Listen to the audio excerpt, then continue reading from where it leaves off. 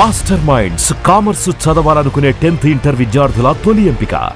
Alluri Sitaramaraju international ఎయిర్పోర్ట్లో first flight ఎగిరింది. అంటే భోగాపురం ఎయిర్పోర్ట్లో మొదటి ట్రయల్ రన్ మొదలైపోయింది. 2026 జూన్ జూలై కల్లా ఈ ఎయిర్పోర్ట్ను ప్రారంభించాలని ఆంధ్రప్రదేశ్ ప్రభుత్వం సంకల్పంగా పెట్టుకుంది. 2023లో పనులు మొదలయ్యాయి. అయితే గత ఏడాది కాలంగా కూటమి ప్రభుత్వం అధికారంలోకి వచ్చిన తర్వాత ఎయిర్పోర్టు విస్తరణకు సంబంధించి అదనంగా 500 ఎకరాల భూములను ఇవ్వడంతో పాటు డెడ్ లైన్లు నిర్ణయించడం. ఎందుకంటే సివిల్ ఏవియేషన్ మినిస్ట్రీ ప్రస్తుతం ఆంధ్రప్రదేశ్కి చెందినటువంటి రామ్మోహన్ నాయుడు ఆధ్వర్యంలో ఉన్న నేపథ్యంలో 2-3 సార్లు ఇప్పటికే దీనిపైన ఆయన సమీక్షలు నిర్వహించారు.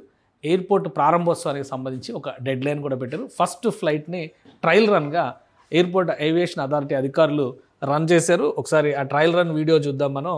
ఇది భోగాపురం ఇంటర్నేషనల్ ఎయిర్పోర్ట్కు సంబంధించి ఏఐఐ అంటే airports authority of India beach craft king air 360 తేలికపాటి విమానం ఇది.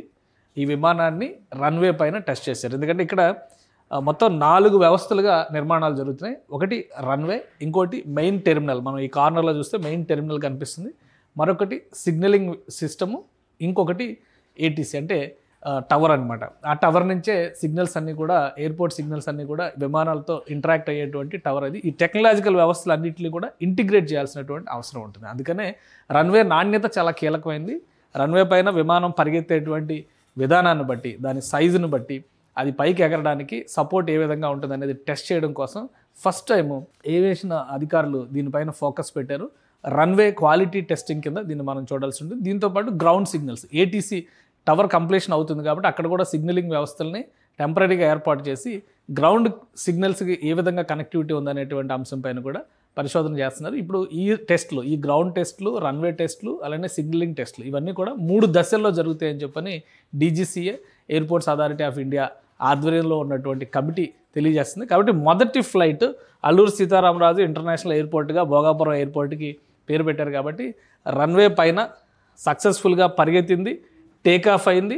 రాబోయే రోజుల్లో ఇక్కడి నుంచి కొద్దిగా భారీ విమానాలను కూడా టెస్ట్ చేసేటువంటి అవకాశం ఉంటుంది. ఎందుకంటే విమానాల సైజులను బట్టి రన్వే సపోర్ట్ ఏ విధంగా ఉంది, దాన్ని ఏ విధంగా మళ్ళీ ఎన్రిచ్ చేయాలనేటువంటి అంశం పైన ఫోకస్ పెట్టడానికి అవకాశం ఉంటుంది. అసలు ఓవరాల్గా భోగాపురం ఎయిర్పోర్ట్కి సంబంధించినటువంటి ట్రాక్ రికార్డ్ను ఒకసారి మనం చూస్తే కనుక ఇది విశాఖపట్నం ఇంటర్నేషనల్ ఎయిర్పోర్ట్ కింద దీన్ని మనం డిసైడ్ చేయాల్సి ఉంటుంది. విశాఖపట్నంలో ఉన్నటువంటి ఎయిర్పోర్ట్ కెపాసిటీ సరిపోవట్లేదు కాబట్టి సంవత్సరానికి 1,20,00,000 మంది ప్రయాణికుల్ని హ్యాండిల్ చేసేటువంటి సామర్థ్యంతో భోగాపురం ఇంటర్నేషనల్ ఎయిర్పోర్ట్ నిర్మించాలని 1999, 2000 సంవత్సరం నుంచి కూడా దీనిపైన చర్చలు జరుగుతూ ఉన్నాయి. 2014, 2019 మధ్యకాలంలో చంద్రబాబు నాయుడు ఆధ్వర్యంలో ఉన్నటువంటి ప్రభుత్వం భూసేకరణ చేపట్టింది.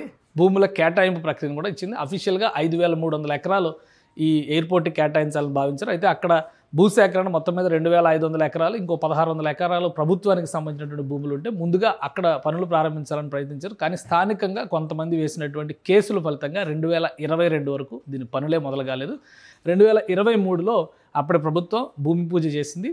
తర్వాత అక్కడ డిసైడ్ చేసినటువంటి సైజును కూడా, అంటే 5,000 ఎకరాల్లో కూడా ఒక 500 ఎకరాలు కట్ చేసినటువంటి పరిస్థితి ఉంది. ఇప్పుడు మళ్ళీ కూటమి ప్రభుత్వం వచ్చిన తర్వాత వీటి సర్దుబాట్లు అన్నీ చేసి పూర్తి స్థాయిలో ఇక్కడ నిర్మాణ ప్రక్రియని ముందుకు తీసుకెళ్లాలని భావించింది. 2023లో ఈ ప్రాంతం ఇలా ఉంది. 2023, 2024 వచ్చేసరికి ఈ స్థాయిలో ఉంది. ప్రస్తుతం ఇక్కడ పనులు జరుగుతున్నాయి కాబట్టి దాని రూపురేఖలన్నీ కూడా మారిపోయినాయని చెప్పాల్సి ఉంటుంది. మొత్తం మ్యాప్ సైజు చూస్తే కనుక, అంటే ప్లానింగ్ సైజు చూస్తే కనుక దీన్ని ఒక సపరేట్ కమర్షియల్ జోన్ కింద కూడా డిసైడ్ చేయడానికి కావాల్సినటువంటి ఏర్పాట్లని రాష్ట్ర ప్రభుత్వం చేసింది. దీనికి ప్రత్యేకంగా భూముల కేటాయింపు కూడా జరిగింది. సో మొత్తం మాస్టర్ ప్లాన్ ఇది. భారీ రన్వే, విమాన టెర్మినల్కి సంబంధించి ఏకంగా 1,20,00,000 మంది ప్రయాణికులు.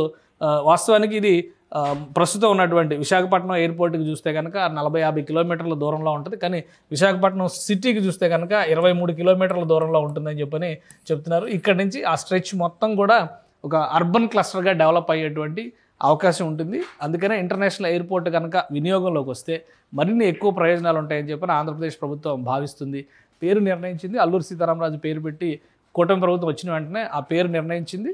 కేంద్ర ప్రభుత్వానికి, ఎయిర్పోర్ట్స్ అథారిటీ ఆఫ్ ఇండియాకి దీనికి సంబంధించినటువంటి సర్క్యులర్లు కూడా పంపించేసింది. కాబట్టి అఫీషియల్గా కేంద్ర ప్రభుత్వం నోటిఫై చేసింది. కాబట్టి ప్రస్తుతం ఇది అల్లూరు సీతారామరాజు ఇంటర్నేషనల్ ఎయిర్పోర్ట్గానే మనం చెప్పాల్సి ఉంటుంది. సో ఈ ఎయిర్పోర్టు వినియోగంలోకి వచ్చేటువంటి కలిగే ప్రయోజనాల విషయంలో మాత్రం విశాఖ తీరం నుంచి, అంటే తూర్పు కోస్తా ప్రాంతంలో అటు ఒరిస్సా నుంచి చెన్నై మధ్యలో ఒక భారీ అంతర్జాతీయ విమానాశ్రయంగా భోగాపురం ఇంటర్నేషనల్ ఎయిర్పోర్ట్ నిలబడుతుంది కాబట్టి 3 దశల్లో దీన్ని మరింతగా విస్తరించడానికి ముందుగానే ప్రణాళికని రాష్ట్ర ప్రభుత్వం సిద్ధం చేసుకుంది. జిఎంఆర్ గ్రూప్ దీన్ని హ్యాండిల్ చేస్తుంది. ప్రస్తుతం ఇచ్చినటువంటి డెడ్ లైన్ ప్రకారం చూస్తే 2026 దాదాపు జూన్ జూలై నాటికి ఇక్కడ ఫస్ట్ కమర్షియల్ విమానం అంటే ప్యాసింజర్ విమానాలు ఎగిరేందుకు కావాల్సినటువంటి ప్రణాళికల్ని సన్నద్ధం చేస్తున్నారు. ఆ డెడ్ లైన్లోగా చేయాలంటే కనుక రన్వే టెస్టింగ్ కంప్లీట్ కావాలి, టెక్నికల్ సిగ్నల్స్ టెస్టింగ్ కంప్లీట్ కావాలి, టెర్మినల్ పనులు కూడా శరవేగంగా జరుగుతున్నాయి. డిసెంబర్ నాటికి టెర్మినల్ పనులు కంప్లీట్ అవడంతో పాటు అంటే 2 రకాల టెర్మినల్స్ని ఇందులో నిర్మిస్తున్నారు. ఈ నిర్మాణం పూర్తయి డిసెంబర్ నాటికి పూర్తయితే కనుక ఇతర సౌకర్యాలని సమకూర్చేటువంటి ప్రక్రియకి మరొక 5 నుంచి 6 నెలల సమయం పడుతుందని చెప్పి అంచనా వేస్తున్నారు. 2026లో అంతర్జాతీయ విమానాశ్రయంగా అల్లూరు సీతారామరాజు ఇంటర్నేషనల్ ఎయిర్పోర్ట్ తెలుగు గడ్డ నుంచి సేవలు అందించడానికి కావాల్సినటువంటి ప్రణాళికను అన్నింటినీ కూడా ఎయిర్పోర్ట్స్ అథారిటీ అలానే ఇప్పుడు ఈ కన్స్ట్రక్షన్ చేస్తున్నటువంటి జిఎంఆర్ గ్రూప్ సమన్వయంతో ముందుకు తీసుకెళ్తున్నారు. సుమన్ టీవీలో మీ పర్సనల్ అండ్ బిజినెస్ ప్రమోషన్స్ కోసం కింది నెంబర్కి కాంటాక్ట్ చేయండి.